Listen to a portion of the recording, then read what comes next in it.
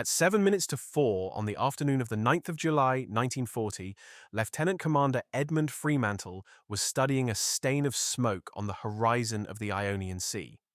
Under the stain sat an Italian battleship, 26,000 yards away. Call it 15 miles.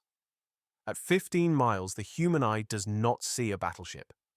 It sees a splinter of grey, thin as a pencil line, shivering in the haze where the sea meets the sky. Fremantle was the gunnery officer of HMS Warspite, flagship of the British Mediterranean Fleet. That splinter was his target, and the splinter was shooting first. The Italian flagship had opened fire a minute earlier. Her shells arrived in groups, and where they landed, the sea stood up in columns taller than Warspite's masts. The closest group dropped about 400 yards off the port bow. At this range, 400 yards is a near miss. 2 enemy battleships were firing at 1 British ship. Somewhere astern were her 2 sisters, Malaya, whose shells would fall 3,000 yards short of the enemy all afternoon, and Royal Sovereign. So slow she never got within range at all. Out of 3, only Warspite could reach. Whatever happened next would happen to her alone. Fremantle's task was to hit back. To hit a moving ship. At a distance, no naval gun had ever hit a moving battleship. He had no radar. There was none aboard. His eyes could not do it. No one's eyes could. But 7 decks beneath his boots, behind armor, there was a room with no windows. And the men in that room were not looking at the enemy at all.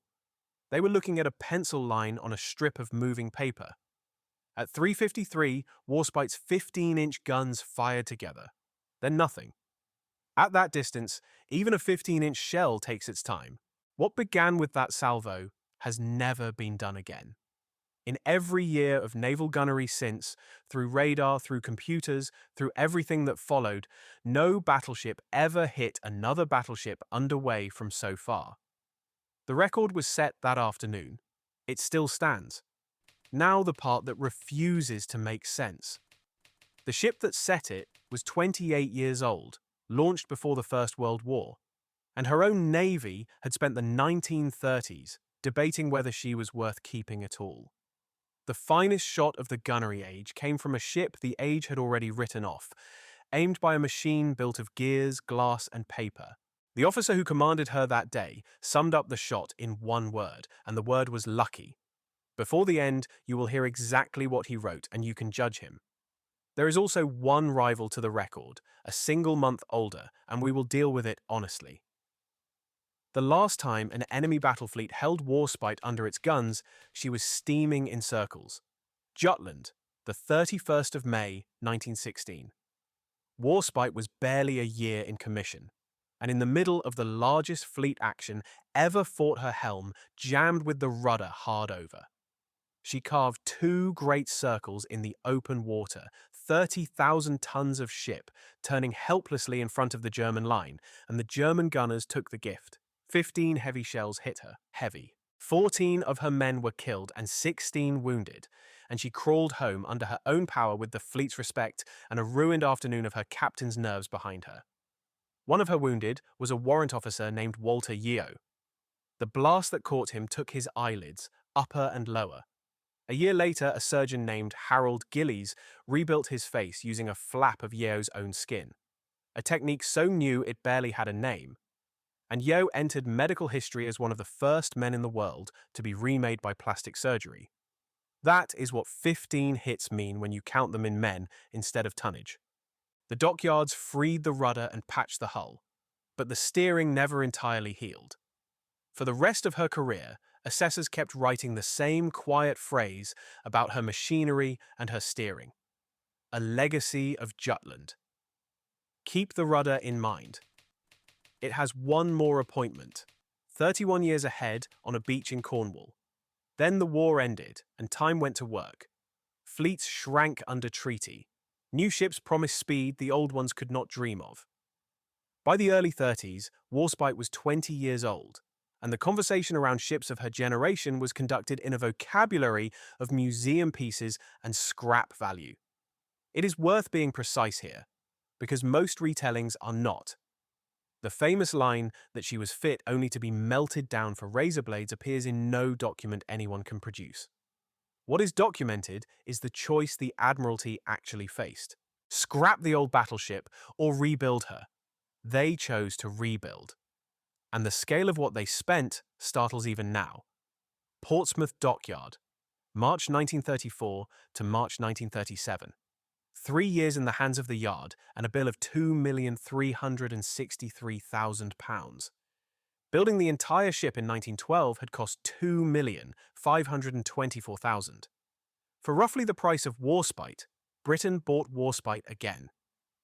Most of what the money did matters only to enthusiasts. Two of the purchasers decide this story. First, the mountings of her 8 15-inch guns were altered so that the barrels could rise to 30 degrees instead of 20. 10 degrees of elevation. On paper, it looks like nothing. In the water, it added 9,000 yards of reach and pushed her theoretical maximum to 32,300 yards, farther than any other battleship gun in the British Mediterranean fleet. Second, deep in the hull, they installed the Admiralty Fire Control Table, Mark VII, an analogue computer, a table-sized machine of gears, cams, dials, and rolling paper, built to answer a single question. Where will the enemy be when the shells arrive? Why the 10 degrees mattered is stated flatly in the official history of the war at sea. The Italian battleships, Roskell wrote, could outrange all of ours except the Warspite. Cunningham put the same fact to the First Sea Lord as a demand. He must have one more ship that can shoot at a good range. One more.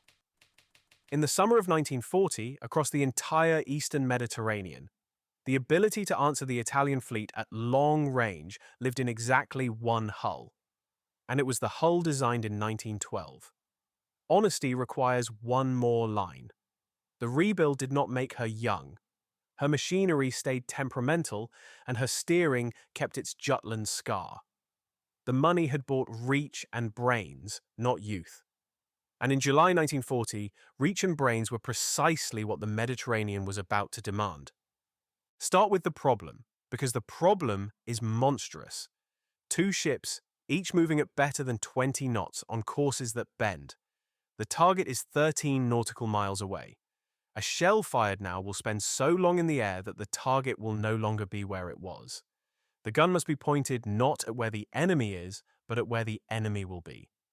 And the aim must carry corrections for the wind, for the density of that afternoon's air, for the temperature of the powder charges, for the wear inside each individual barrel, because a worn gun throws short. The Royal Navy had a phrase for the daily sum of all this: the error of the day. Yesterday's answer was wrong today. No human being computes that in his head. So, the Royal Navy grew a system, and the system lived in the transmitting station, a compartment low in the ship, behind armor with no windows and no view of the battle it was fighting. It worked like this. High above, men at optical rangefinders measured the distance to the target again and again. Every reading was slightly wrong, and that was expected. Below, each reading went down as a dot on a strip of paper that crawled forward at a fixed speed. A trained operator drew a pencil line through the scatter of dots, trusting the trend, discarding the liars. The slope of that line was a truth no single instrument could give: the rate at which the range was changing. Beside the plot, a ring of dials called the Dumaresque turned both ships' courses and speeds into that same rate, and a clock mechanism ran the range forward in real time. Not where the enemy was when you last measured, where he is now, where he will be. On top went the corrections. The spotters up 200, the error of the day. The leader wing shot gives a bird. The finished number flowed out along wires to every turret, where a gun layer matched his needle to the machine's needle and the guns stood at the correct angle. The trigger belonged to one man. The director layer, perched high above the blast and smoke, held a telescope on the target and kept it steady while the ship rolled under him. On the order to shoot, his finger fired every heavy gun in the ship electrically in a single instant. What came out was not one shell, but a salvo. A group of shells fired together and walked toward the target like the rungs of a ladder. Over, Short, straddle. A straddle, splashes rising on both sides of the enemy at once, was the goal. Because when a salvo brackets a ship, simple statistics say a portion of the shells, perhaps 3 in 10, should be striking her. And one more thing, because it matters for what is coming. The machine did not replace men. It argued with them. The plot suggested a rate of change. Only the range officer aloft, a man with his eyes on the actual sea, had the authority to accept it. The table proposed. The school disposed. Behind the gears stood decades of drill. The gunnery school's discipline that welded instruments and men into a single, slow-thinking, far-reaching animal. For the record, that description is the system as the First World War built it. By 1940, Warspite carried its newest descendant, the Mark VII table, faster and cleverer, same philosophy. Measure everything. Trust the trend, not the glimpse. The eye lies at 15 miles. The pencil line does not. Neither fleet went to sea looking for the other. In the first week of July 1940, Italy pushed out its first large convoy of the war to Libya. 5 merchant ships out of Naples and Catania, carrying 2,190 soldiers, 232 vehicles, and 10,000 tons of stores and fuel for the army in North Africa. Somewhere behind it, as distant insurance, steamed the battle fleet. The battleships Giulio Cesare and Conte di Cavour, with cruisers and destroyers under Admiral Inigo Campioni. The British were running an errand of their own, Operation MA5. 2 convoys from Malta to Alexandria, loaded with evacuees and fleet stores, covered by Admiral Andrew Cunningham with 3 battleships, the old carrier Eagle, and a handful of cruisers. 2 navies, 2 escort jobs, 2 courses that crossed in the Ionian Sea. The Italian Air Force found the British first. Through the 8th of July, the bombers came in relays, apparently from the Dodecanese. 7 attacks on Warspite, about 50 bombs, no hits. 6 attacks on the battleships astern, 80 bombs, no hits. Then, 1 bomb found the cruiser Gloucester and burst on her compass platform, the open bridge where a warship keeps its brain. 7 officers died, including her captain, Frederick Garside. 11 ratings died with them, 18 men, 9 more wounded, and the ship now steered from her emergency position aft. The next day she was judged unfit for serious action and ordered out of the battle line, back to stand by the carrier. Her crew would watch what came next from the sidelines, with their dead below. Most summaries of this battle say the fleets met and nobody was sunk and hardly anyone was lost. 18 men and a captain were already gone before the battle lines ever saw each other. They tend to vanish from the story because they died on the wrong day. Not here. If your family held a man of the Mediterranean fleet that summer in Gloucester or in any of these ships, put his name and his ship in the comments. Records forget. Families do not. Campioni's fleet, meanwhile, was living a harder night than the British knew. Twice in the darkness, his own destroyers mistook shadows and ran in to attack ships that turned out to be Italian cruisers. Through the next day, breakdowns bled his strength. 3 destroyers limped back to port with machinery failures, then 2 light cruisers followed them. And over his shoulder, his own high command was reading the enemy's intentions in decoded British signals and steering him by wireless. By the morning of the 9th of July, Supermarina had ordered the fleet to a waiting position off the Calabrian coast. The Italians were not running for harbour.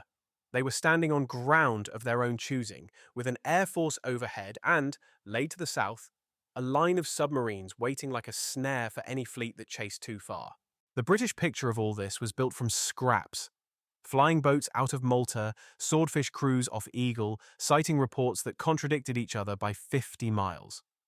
But by noon, the scraps agreed on the essentials. The Italian battle fleet was at sea, in strength, roughly 90 miles to the west. Cunningham bent his course to cut it off from its base at Taranto, and then he made the decision that shaped everything after it. His 3 battleships could not stay together. Royal Sovereign was too slow, and the fleet's speed was the speed of its slowest ship, while the enemy had at least 5 knots in hand. So Cunningham, in the Admiralty's own words, was obliged to use the Warspite as a battle cruiser. Sent out ahead, alone, with Malaya and Royal Sovereign miles astern of her. His cruisers needed her. There were only 4 of them in action. None carried 8-inch guns, and they had sailed with half the ammunition for the guns they did have. In the official history's own words, they were outnumbered, outgunned, outranged. Read the decision plainly. The 28-year-old ship went out in front, unsupported, not because anyone felt bold and not because she was expendable. It was poverty. She was the only hull with the reach to hold an enemy off the cruisers' backs, so she went first. And if the Italian battle line concentrated on her before Malaya caught up, that was the accepted price. At 14 minutes past 3, the cruiser Neptune, scouting ahead, sighted the Italian battle fleet and ran up a signal the Royal Navy had been waiting a long time to hoist. Enemy battle fleet in sight. A government pamphlet printed in 1943, while the war still ran, told the British public that no ship in the Mediterranean had flown that signal since the Napoleonic Wars, and named the captain whose ship made it, Rory O'Connor of the Neptune. 6 minutes later, the cruiser lines were shooting at each other. The Italian heavy cruisers opened at 23,600 yards and found the range quickly. Tovy's 4 cruisers were straddled again and again. Splinters from a near miss wrecked Neptune's catapult and the aircraft on it. Then, Warspite arrived at the head of the line and opened fire on an 8-inch cruiser at 26,400 yards. 10 salvos, and the Italian cruisers sheared away out of the fight, trailing smoke. There had been such urgency to get those salvos off, with the cruisers being smothered, that Warspite paid for them out of her own equipment. Her reconnaissance aircraft was standing fueled on the catapult when the after turret fired across it. The muzzle blast shredded the machine, and the wreck was heaved over the side. Her first shots of the day cost her her own aeroplane. At 3:48, her second aircraft was catapulted up to observe for the guns. And then, briefly, the strangest sight of the afternoon. The British flagship turning a deliberate full circle, then a wide S-bend in the face of the enemy. Malaya was still miles astern and straining to close, and Cunningham was buying her time to catch up. 24 years earlier, Warspite had circled under enemy guns because a jammed rudder gave her no choice. This time she did it on purpose. Some ghosts you exercise with interest.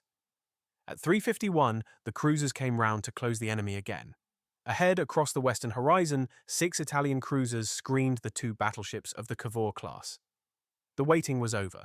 Now go back to 7 minutes to 4, and this time watch both sides of the water. At 3:52, Giulio Cesare opened fire. Her gunnery team logged the British flagship at 26,400 meters. Italian doctrine written in the shadow of Jutland gave each battleship a single target. Cesare would fight Warspite, and Cavour astern of her would take Malaya as she came up. The Italian Navy had thought about this moment for 20 years. It did not intend to waste it. At 3:53, Warspite answered. The right hand of the 2 enemy battleships, bearing 287, ranged 26,000 yards. She was immediately under fire from both. Give the Italian gunners their due, because they were good. Most of Cesare's salvos fell within 1,000 yards of Warspite, and one tightly bunched group dropped about 400 yards off her port bow. British destroyers passing east of the flagship at 3:54 were near missed by heavy shells meant for her. A minute later, the heavy cruiser Trento joined in with 3 salvos of her own.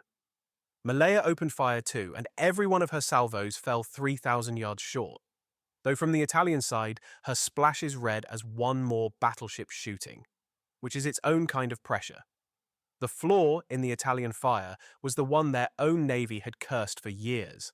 The salvos scattered. Straddles came fast. The tight group that kills came rarely. Cunningham's own assessment of the enemy shooting was respectful, and it carries a sting in its second half.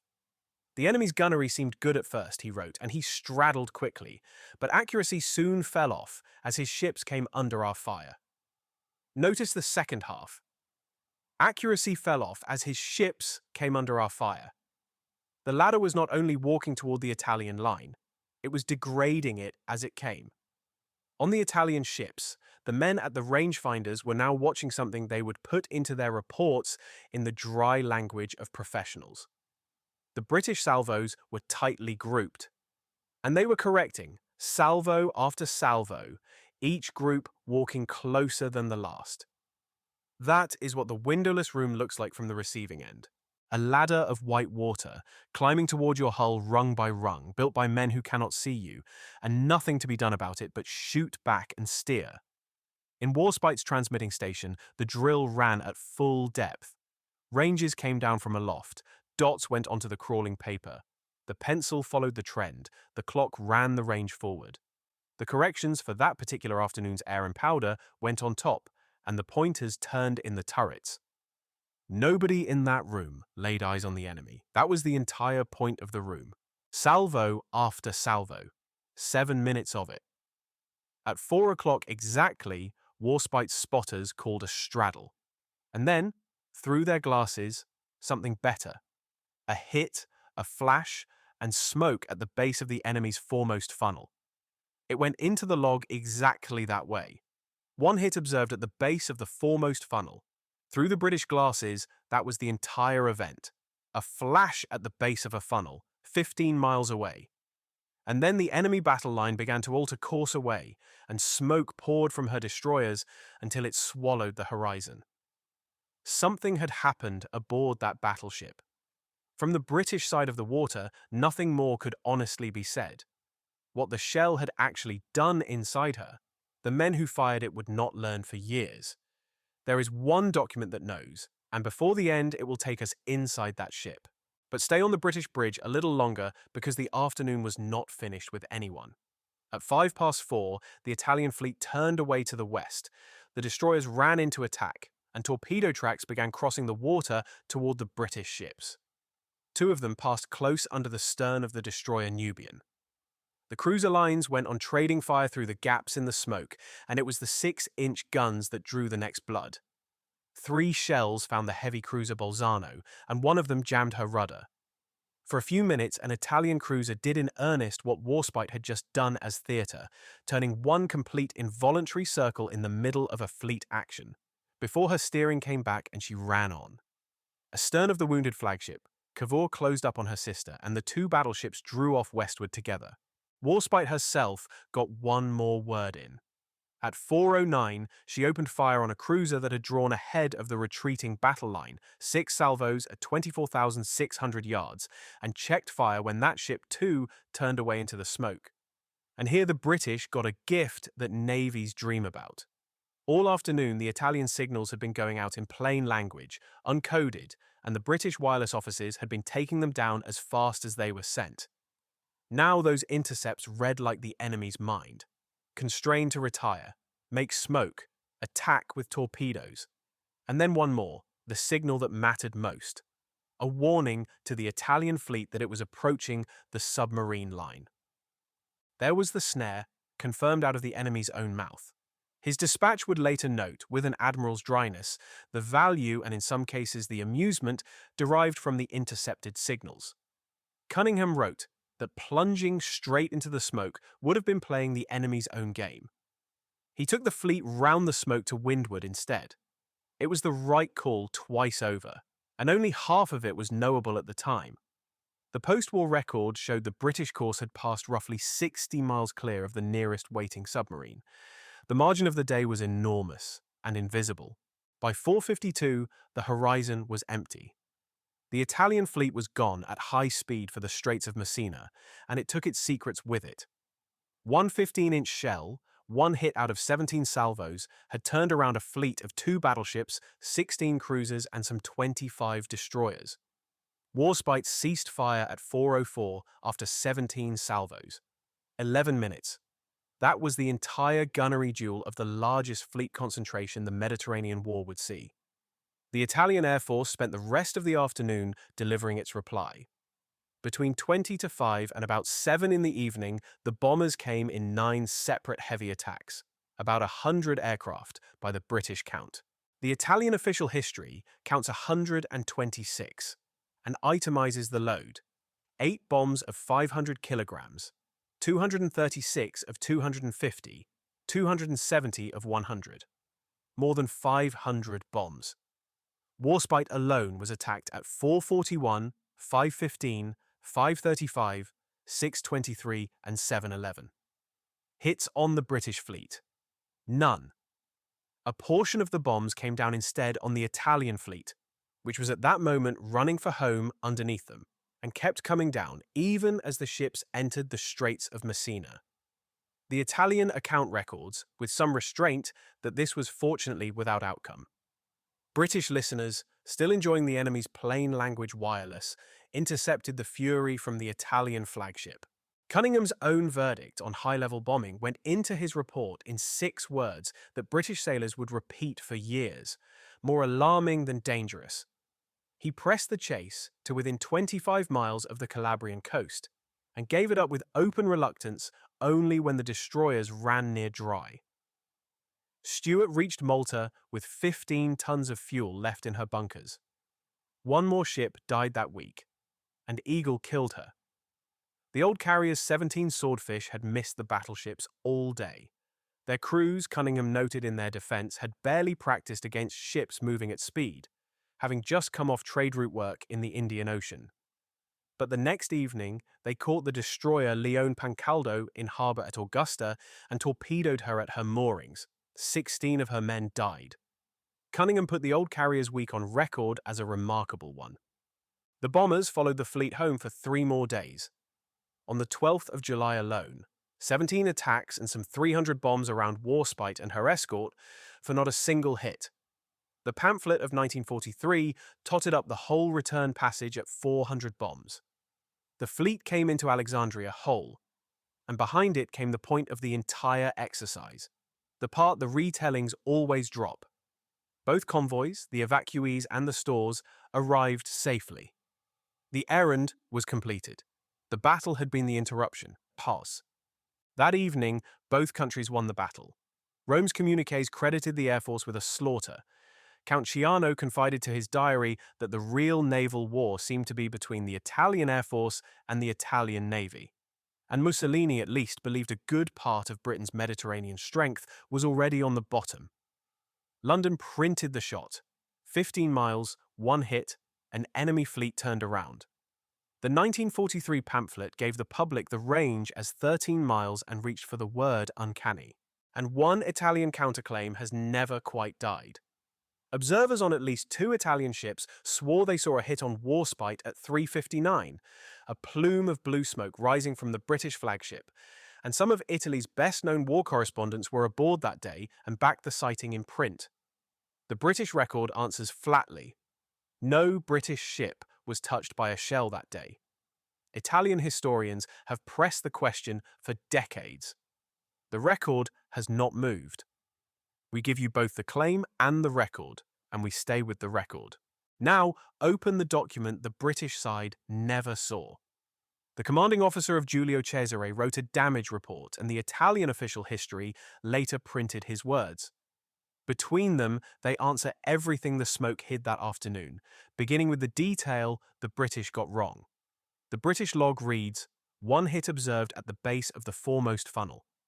The report from inside the ship is unambiguous. The shell struck at the after funnel, the rear one. Trained observers, staring through every optic aboard the ship that fired the shot, could not correctly see where their own shell had landed. The British official history repeats the wrong funnel to this day. Hold that image because it is the whole afternoon in a single error. Their machine could reach across 15 miles of water. Their eyes, even in the moment of the most famous shot of the gunnery age, could not. What the shell did inside reads like a post-mortem. Nearly a ton of steel came down through the forecastle deck, about 5.5 meters in from the port side. It tore down past a casemate, through the main deck, ripped open a bulkhead, crossed the petty officers' quarters, and stopped at last against the inside face of the ship's own armor belt. The armor built to keep such shells out held this one in. Splinters flew along its path and started fires, and the ready ammunition of a 37mm mount went up. Then the ship's own ventilation turned a wound into a killing. The turbofans, still running, pulled the smoke down into 4 boiler rooms. The stokers pulled on masks and kept working in air that could not be breathed. Men fainted at their stations. Some of them died there of asphyxiation.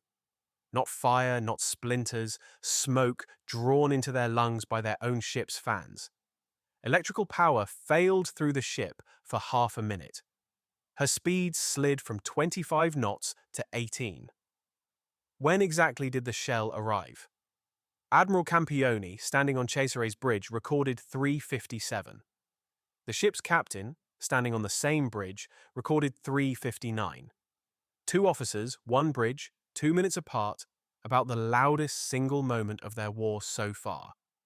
The Italian official history weighed the two and sided with the captain.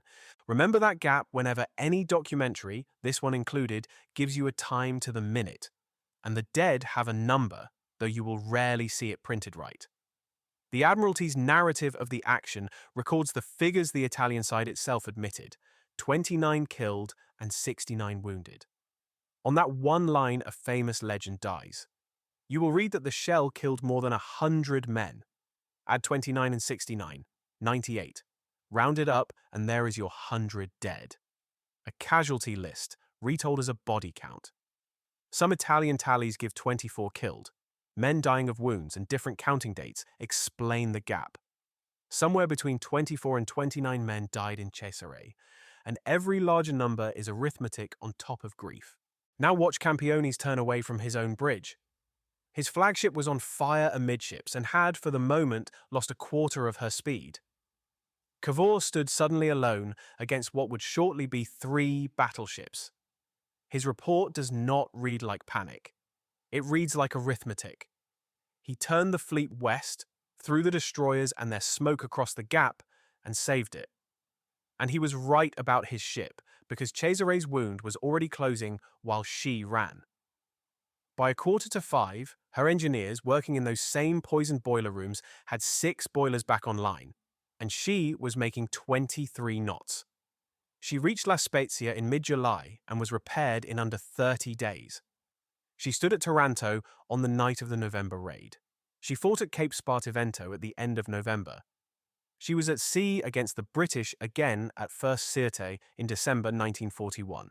So file away the second legend while we are here. The one that says this shot knocked a battleship out of the war. One shell turned a fleet around that afternoon. It did not delete a battleship, whatever the retellings prefer. 6 months later, sitting aboard this same Warspite, Cunningham wrote his official dispatch. About the most celebrated naval gunshot of the war, he wrote this: Warspite's hit on one of the enemy battleships at 26,000 yards range might perhaps be described as a lucky one. Its tactical effect was to induce the enemy to turn away and break off the action, which was unfortunate. Lucky. Unfortunate. The author of the record shot filed it as a disappointment because one perfect shell had cost him the fleet action he actually wanted. And the lesson he underlined for his officers was the opposite of a boast. The action had shown, he wrote, how difficult it is to hit with the gun at long range, and therefore the necessity of closing in. The man least impressed by the record was the man whose flagship set it. His disappointment is worth more than most victory speeches because it tells you the hit was real, measured, and understood by the one man with the least reason to inflate it. One last legend hangs over the shot, and it deserves an honest weighing: the range itself. Is 26,000 yards a clean, uncontested world record? A month earlier, off Norway, Scharnhorst had hit the British carrier Glorious with her third salvo, at a range usually reckoned around 26,000 yards as well. You will see 28,000 quoted for that shot. That was the range at which she opened fire, not the range at which she hit. The two shots are a dead heat that nobody alive can split, and Warspite's own 26,000 is Cunningham's figure for when she opened fire, with some reconstructions putting the hit itself nearer 24. So here is the claim that survives every argument, stated exactly: no battleship, before or since, with radar or without it, ever hit another battleship underway at a greater range. Glorious was a fleeing carrier. Calabria was 2 battle lines, both firing. That mark is not disputed. And it is permanent because the age that could have broken it ended first. 2 months after the battle, a line appeared in the London Gazette. Mention in dispatches: Lieutenant Commander Edmund Seymour Dennis Fremantle, Royal Navy, HMS Warspite, for recent engagements. Calabria is not named. Dispatches rarely stoop to single moments. No document on Earth records which correction found Cesare or whose voice called it. The Royal Navy filed the credit where its system said credit lived, with the ship and with the room. Fremantle's war went on. The memorial record of the Juno Beach Centre picks him up 4 years later on a Normandy beach, serving as a beachmaster on D-Day, still directing enormous machinery onto a hostile shore. Warspite went on too, and her remaining war reads like a war by itself. Matapan, where her guns opened in the dark at a few thousand yards and there was no need of records. Crete, where the bombers finally hurt her. Salerno, where a German radio-guided bomb, a weapon from the next age of the very problem she had solved with gears, went through her decks and nearly finished her. Then Normandy, on D-Day itself, her guns working over the shore batteries. The battleship written off in the 30s fought from the first summer of the war to the last one. In 1947, the Navy struck her from the list and sold her for scrap. That April, under tow for the breakers, she met a gale off Cornwall, parted her tow lines, and went ashore in Prussia Cove. They never got her off whole. The cutters came to her instead, and it took them the better part of a decade to take her apart where she lay. The ship whose jammed rudder once carved helpless circles under the German fleet ended by steering herself, one last time, onto a beach of her own choosing. Her crews had a phrase for her by then: the grand old lady. The scrap men learned what the Germans and the Italians had learned. She did not go easily. And the ship she hit? Giulio Cesare was handed to the Soviet Union after the war and renamed Novorossiysk. On an October night in 1955, at her moorings in Sevastopol, an explosion that is argued about to this day broke her bow, and she capsized. 617 men died. By the figures the Italian side admitted, the guns of Calabria killed 29. The battleship that survived the longest shot in naval history died at anchor in peacetime at 20 times the price, which leaves the afternoon itself. Within a year of Calabria, gunnery radar was going to sea. Within 20, there were no battle lines left to test the mark. So, the farthest hit one battleship ever made on another stays where it landed in July 1940, worked out on rolling paper in a sealed room by men who never once saw the enemy, beneath an officer whose trained eyes, at that distance, could not even tell one funnel from another. The eye said impossible. The pencil line said where. At 4 o'clock exactly, the pencil line was right. If your father or your grandfather served in Warspite, in Malaya or Gloucester or Eagle, or in any ship of the Mediterranean fleet, write his name and his ship in the comments. Around 1,200 men stood behind that one salvo, and history kept perhaps a dozen of their names. The comment sections under films like this one have quietly become one of the places where the rest survive. And nothing here was taken from retellings. The minutes, the ranges, and the casualties in this film come from Admiral Cunningham's own dispatch, from the Admiralty's preliminary narrative of the action, and from the damage report of Giulio Cesare's commanding officer, pages most versions of this story never open. We read them so that men like Frederick Garside of the Gloucester and the stokers who died at their posts in Cesare's boiler rooms do not get rounded up into somebody's 100. They deserve to be remembered by name. Let us know that you are here.